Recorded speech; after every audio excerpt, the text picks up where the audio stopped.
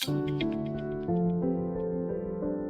and cloud data centers rely tremendously on data transfer bandwidth. That data transfer is within the network of these data centers and between the elements within the systems in the data center. Today, the bandwidth is demanding 20% of the power of the data center, and that is only going to grow exponentially as technology advances. So I'm here at OFC in the meeting room of NLM Photonics with CEO Brad Booth. So tell us about the company. What's the journey been so far? How have you got to this point?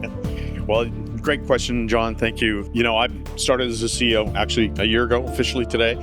So my 1-year anniversary with the company. The company is working actually on bringing new materials, processes, and devices to the industry to allow anybody that's building an optical modulator or a high-speed modulator to impart organic material into devices to get incredibly good performance at lower power and lower cost. So what we're looking at here, and it's surprising, there's a lot of equipment here. Ours is actually very hard to see. It's actually this little tiny device way down here is where our modulator is. And it's an 8 by 200 gig modulator with our material deposited, encapsulated, pulled, and cross-linked. And so we worked with, this project was funded by CENTERA. We worked with our partner Enosemi, who designed the PIC for us, and then it was fabricated at AMF. We've done all the post-processing in-house to get this set up. We worked with MACOM, with a PD and a TIA. We use MultiLane as a provider for a BERT, and we also have a laser source that we provided here. The demo, if it was working, would actually be showing 200 gig, at least a single lane or not 2 lanes of 200 gig being transmitted. We had a little issue with the fiber coupling. It's a big challenge with these devices, especially when you're working with such a small device. Yeah. But that we plan to address, and actually we're looking to do a live demonstration of this within 2 months. Great. It's incredibly impressive technology. And you mentioned about the sort of size, weight, and power. So what kind of improvements are we talking about there? So our PIC, if you were to do this in a standard silicon photonics PIC, our PIC is actually 40% smaller. That reduction in size actually allows us to achieve higher bandwidth because we impart our material into the slot waveguide. That material has a very high electro-optical responsivity, and that allows us to reduce the voltage to drive it. So our drive voltage for these devices, we're seeing our VPI L numbers under 0.5 millimeter, which is literally the best thing you can find right now. I guess the elephant in the room when you're talking about an organic material is longevity. Have you done some testing on how long these modulators will last?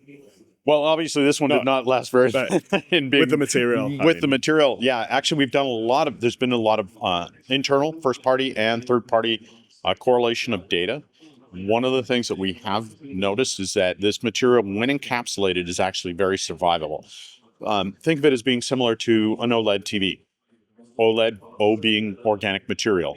So as long as you're doing some form of encapsulation of the material, it's pretty well protected. And actually for us, we're fairly fortunate. We don't need as much protection as OLED TVs do. We're actually a couple of order magnitude easier for us to do that. So we're feeling very confident. The big challenge actually from organic materials is actually the thermal environment. And that's where we've done a lot of lifetime testing at 120 degrees. We've seen over 6,000 hours of survivability. We've actually taken our materials up to 250 degrees, and that material survived past 2 minutes. So we're hoping that we need to qualify it in a manufacturing reflow, but we're feeling very confident that with our devices being able to handle the thermal environment, that we'll be able to do that. And the reason we can do this, that makes us so different than everybody else, is when we pull our chromophores, our organic material, we also do cross-linking. And that makes it very hard. It becomes a thermoset plastic. That thermoset plastic is very thermally tolerant. And that's the big benefit that we bring to organic materials. Amazing. And Obviously, thin film lithium niobate is very popular at the moment, but this is a new material which is really going to challenge that, I think. So how do people access your technology, your polymer? Is it available for people to use in modulators of their own, for example? Exactly. So our goal here is to work with our partners in the industry. Anyone that would like to be able to bring these benefits to their modulators, whether it be in silicon nitride, silicon photonics, indium phosphide, thin film lithium niobate, we don't really care. We'll go on any photonics platform. What we're going to do is work with that customer in designing their technology and then being able to impart that. And part of that is also working with foundries and fabs in the industry to be able to put this into their standard manufacturing flow. So we actually are working with multiple fabs right now to work with that going into their standard manufacturing flow. And then, customers can impart this into their designs. There's some unique processing that you have to do for this, but it's not challenging. We have already worked on how to do it at both die scale, which is what we do today. We also have known ways of being able to do this at wafer scale, which we think we'll start working on within the next year, is being able to do wafer scale processing. Thank you so much, Brad. It sounds like there's an incredibly exciting future ahead for NLM Photonics.